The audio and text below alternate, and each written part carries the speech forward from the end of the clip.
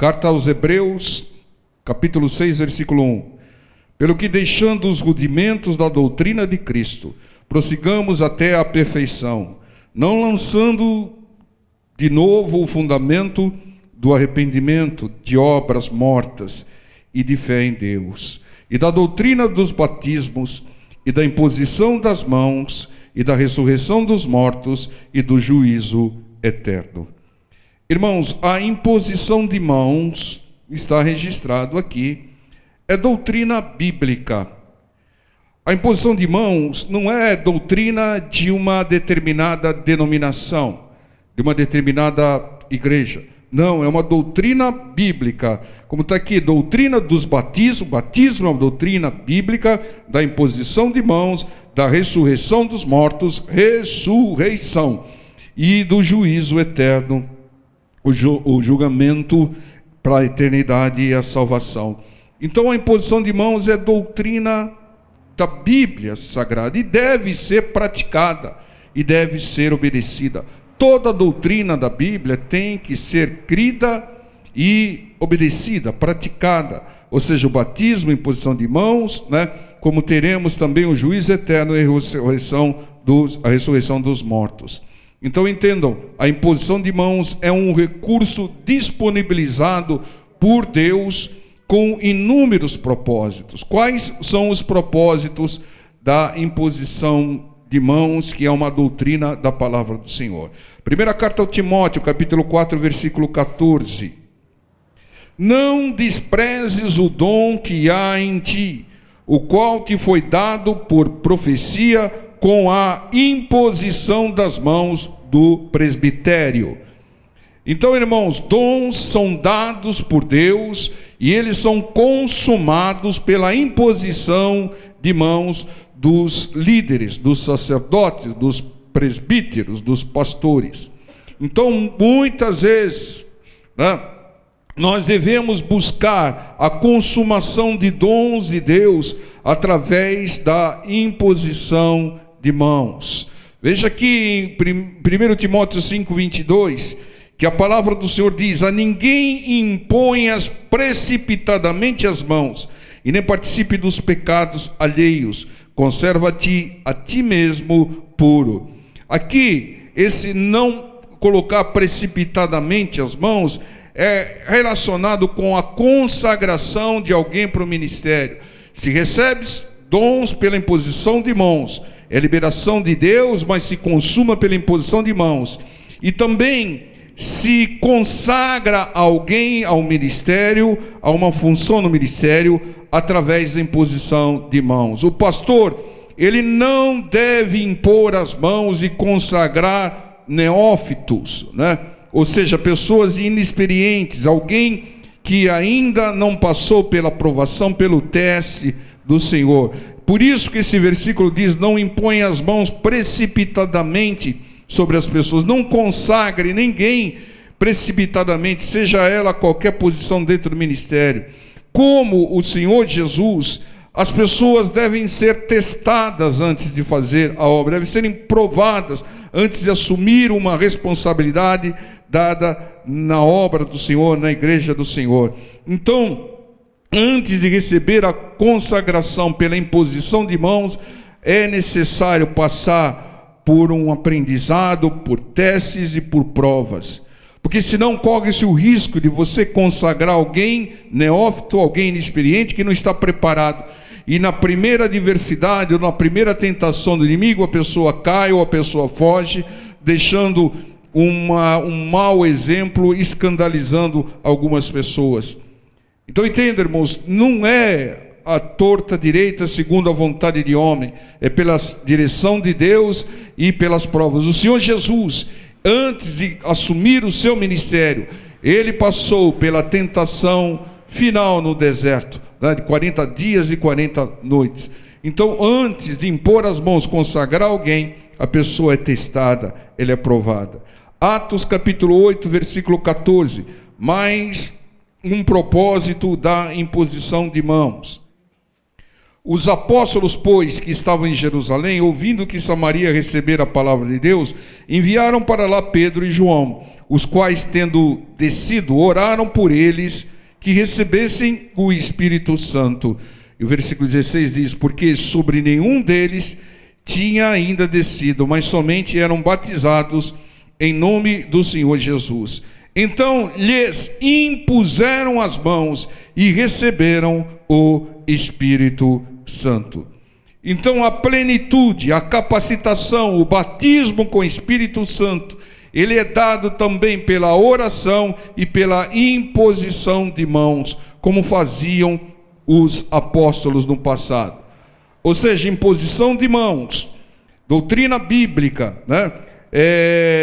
Com inúmeros propósitos. Primeiro, para consumar, né? Consagrar alguém, né? Segundo, para separar alguém ao ministério. E aqui, para que receba também a capacitação, a plenitude, o batismo com o Espírito Santo. O Senhor, os apóstolos faziam isso. Hoje os pastores devem fazer isso. Deus não registra nada na sua palavra sem propósito. Se está aqui algo que os apóstolos faziam, hoje os líderes levantados por Deus devem fazer também. Orar, impor as mãos para que as pessoas sejam plenas, cheias, capacitadas e batizadas com o Espírito Santo. A imposição de mãos é doutrina bíblica fundamental para muitas bênçãos, para muitas capacitações. Não é algo de uma igreja. Essa igreja faz imposição, essa igreja não faz imposição. A doutrina é bíblica. Nós acabamos de ver em Hebreus capítulo 6, versículo 1 e 2. Então todos devem fazer. Aqueles que não fazem estão deixando de usar um recurso da palavra de Deus, não estão obedecendo ou seguindo a doutrina bíblica. Mais um propósito da imposição de mãos, Atos 13, 1. E na igreja que estava em Antioquia havia alguns profetas e doutores, a saber, Barnabé e Simeão, chamado Níger, e Lúcio, Cirineu e Manaém, que fora criado com Herodes o tetrarca, e Saulo. E servindo eles ao Senhor, e jejuando, disse o Espírito Santo: apartai-me a Barnabé e Saulo para a obra que tenho chamado. Então, jejuando e orando, e pondo sobre ele as mãos, os despediram. Então, irmãos, também é necessário, antes do envio de alguém para uma missão, antes do envio de alguém para um compromisso, antes do envio para alguém para uma missão, para uma cirurgia, para uma viagem, a imposição de mãos se faz necessária, como o caso aqui. O Espírito Santo de Deus pediu para separar Barnabé e Saulo, e depois os demais discípulos do Senhor impuseram as mãos antes de enviá-los, porque nessa imposição a capacitação do Espírito Santo de Deus é consumada. Entenda, irmãos, a imposição de mãos é fundamental. O ritual da imposição de mãos traz a direção, traz a unção, traz a presença do Espírito Santo de Deus. E tem mais, Atos 19, 11. Mais um propósito, talvez esse seja o mais popular na imposição de mãos. Diz assim a palavra do Senhor: e Deus, pelas mãos de Paulo, fazia maravilhas extraordinárias. As mãos eram de Paulo, mas o poder sempre será do nosso Deus. Numa imposição de mãos, não é a mão de homem. Se fosse a mão de homem, de nada valeria. Mas é a ação de Deus e do seu poder. Entendam, a mão do homem é mera coadjuvante. Agora, o homem não pode ser um homem que esteja no pecado. Tem que ser uma pessoa consagrada, uma pessoa que ande de acordo com a vontade, de acordo com a palavra de Deus, né? Mas a mão é do homem e o poder é de Deus.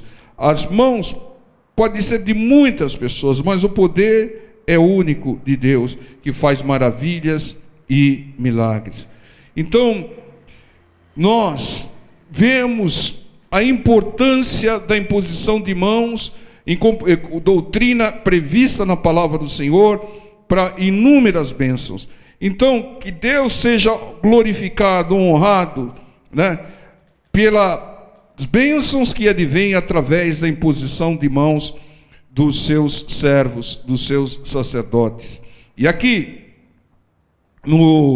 uma prática do Senhor Jesus, Lucas 4,40, diz assim a palavra do Senhor: e ao pôr do sol, todos os que tinham enfermos de várias doenças, lhes traziam, e pondo as mãos sobre cada um deles, os curava.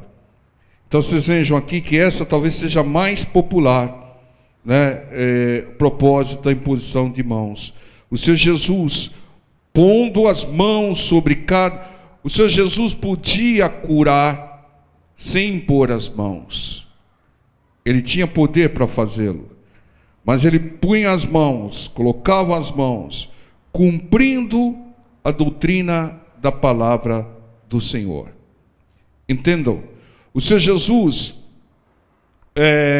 logo depois, antes de ser tentado, ele foi batizado, né? O João Batista falou: não, o Senhor que devia me batizar, né? O Senhor Jesus, o que o Senhor Jesus disse? Devemos cumprir as Escrituras. O Senhor Jesus fazia questão de cumprir as Escrituras, dando exemplo. E aqui ele impunha as mãos sobre os enfermos e os curava, né? Dando um exemplo de como nós devemos fazer. Então entendam, hoje o Senhor Jesus continua curando, mas ele usa as mãos dos sacerdotes, como de Paulo, né? E de inúmeros outros.